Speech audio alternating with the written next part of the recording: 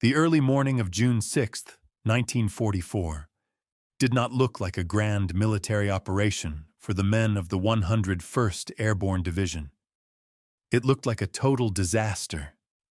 Screaming eagles were dropped from their C-47 transport planes into the pitch-black sky over Normandy under a murderous wall of German anti-aircraft fire.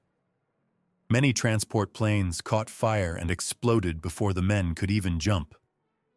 Pilots, panicked by the flak, broke formation and toggled the green jump lights miles away from the designated drop zones. Paratroopers were scattered across dozens of miles of unfamiliar French countryside, falling into flooded swamps, thick hedgerows, and enemy-held backyards. They were isolated, completely blind, and surrounded by the shifting shadows of the Third Reich. Among this chaotic mess, a young, battle-hardened American lieutenant managed to gather a mixed group of scattered soldiers. There were 30 men in total. Some were elite paratroopers from his own regiment, others were lost privates from different units, and 2 were terrified heavy weapons specialists who had lost their heavy equipment in the swamps. As dawn began to break over the misty fields of Normandy, this small, disorganized group realized they were completely cut off from the main Allied beachheads. They had no radio contact, no heavy artillery support, no medical evacuation lines, and absolutely no incoming tanks. Their entire arsenal consisted of individual M1 Garand rifles, a few Thompson submachine guns, a handful of fragmentation grenades, and a single heavy .30 caliber machine gun with a dangerously limited supply of ammunition. Realizing they could not survive in the open fields, the lieutenant ordered his men to occupy a nearby stone French chateau just outside the village of Coigny. This wasn't a tactical strongpoint chosen by generals on a map. It was a desperate choice for survival. The chateau was surrounded by thick, ancient stone walls and overlooked a vital, narrow crossroads. To the north lay the German regular forces, and to the south was the only route leading toward the American landing zones. The 30 paratroopers quickly went to work, turning the historic civilian estate into a makeshift fortress. They smashed out the glass windows to create firing ports, dragged heavy oak furniture to barricade the heavy wooden doors, and dug shallow foxholes into the dirt of the inner courtyard. They knew they were exposed, but they had no idea that a massive iron fist was already moving directly toward them.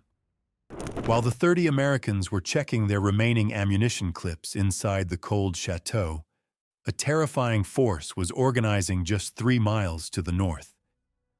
It was a full, veteran SS Panzer Grenadier battalion. These were not raw, inexperienced teenage conscripts or rearguard reserve troops. These were fanatical, battle-hardened soldiers of the Waffen-SS who had spent years fighting on the brutal Eastern Front against the Soviet Union. They were equipped with heavy armored half-tracks, mobile mortar teams, and multiple Panzer IV tanks. For the German High Command, the crossroads controlled by the small stone chateau was a high-priority objective. It was the vital artery. If the SS could secure this road, their tanks could strike the chaotic American landing zones on the beaches within an hour, crushing the Allied invasion before it could even begin. The SS battalion commander sat in his armored command vehicle, looking at his maps with calm confidence. His intelligence reports indicated that only a few scattered, disorganized American paratroopers were hiding in the sector. He viewed the airborne troops as soft, lightly armed infantry who would break and run the moment heavy steel armor showed up on the battlefield. The tactical mathematics were absurdly entirely in the Germans' favor. They outnumbered the Americans nearly 20-1, possessed overwhelming firepower, and had total operational control of the surrounding terrain. The commander ordered his men to advance in a tight, aggressive column. He didn't even bother to plan a complex, tactical encirclement. He wanted a fast, brutal frontal assault to clear the road immediately. The peace of the French morning was completely shattered by the deep, mechanical rumble of tank engines. Inside the chateau, the American paratroopers felt the stone floors beneath their boots begin to vibrate. Looking through their binoculars from the top-floor windows, they watched a long column of dark gray armor and elite infantry emerge from the forest line. The sight was enough to paralyze any normal soldier with fear. A massive wave of camouflaged SS soldiers, carrying devastating MG-42 machine guns, was moving steadily across the open fields. Behind them, the long barrels of tank guns pointed directly at the chateau. The lieutenant walked along the line of his 30 men, looking into their pale, dirt-covered faces. He gave a simple, cold order. Do not fire a single shot until I give the command. Make every single bullet count. By the morning of the second day, the tactical situation inside the French chateau had grown critical. The historical estate was now heavily scarred by machine gun fire, and its upper floors were slowly crumbling under a non-stop barrage of German mortar shells. The 30 American paratroopers were completely surrounded from all sides, cut off from any hope of reinforcement. Their water supplies were entirely gone, their throats were burning from the thick brick dust, and their ammunition boxes were dangerously close to empty, making every man realize that the next German assault could easily be their last. The German battalion commander, utterly furious that his elite SS troops were being successfully held up by a tiny handful of light infantry, ordered a temporary ceasefire and sent an officer under a white flag to deliver a brutal ultimatum. The message was simple. They had exactly 5 minutes to lay down their weapons, or the panzers would reduce the entire estate to absolute dust. The young American lieutenant didn't hesitate for a single second, looking the SS officer dead in the eye and delivering a calm, defiant response that would instantly become a legend. If your generals want this house so badly, tell them they will have to take it from our cold, dead hands. Now get off our lawn. The rejection of the ultimatum brought down a terrifying storm of absolute vengeance as the German commander, pushed past his breaking point, ordered his heavy armor to advance directly onto the chateau's front lawn. Massive Panzer IV tanks rolled forward, their heavy iron tracks crushing the ancient stone fences and firing their devastating main guns into the building at point-blank range.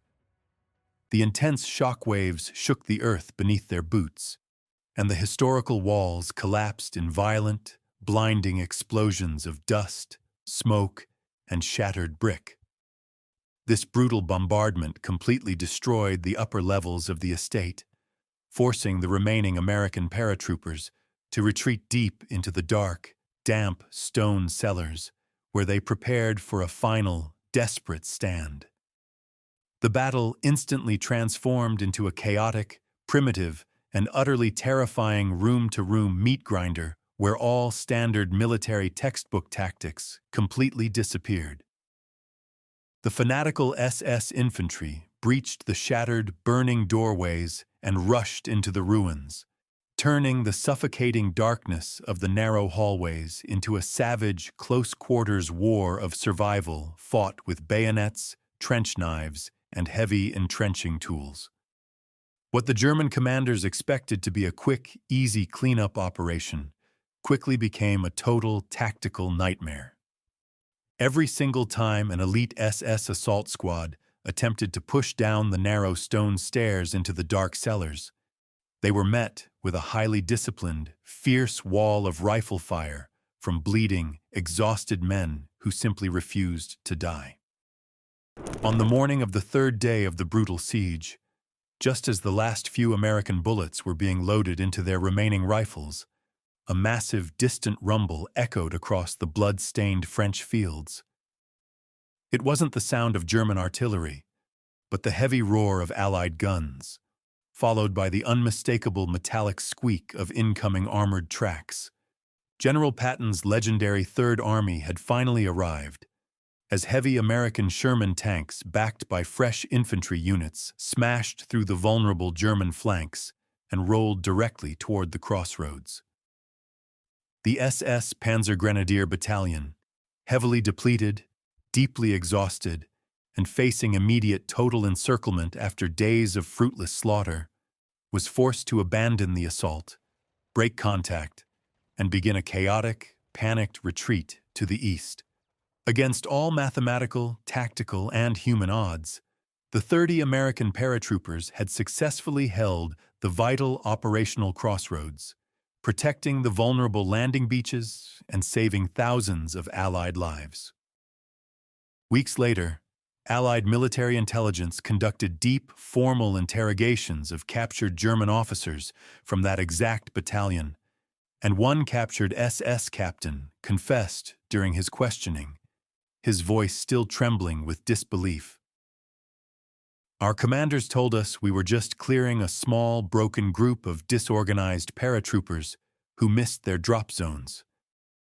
But those men held positions that were tactically dead, and they fought with a ferocity we had never seen before on the Western Front. We didn't lose that Crossroads to an army. We lost it to 30 absolute madmen who simply forgot how to die."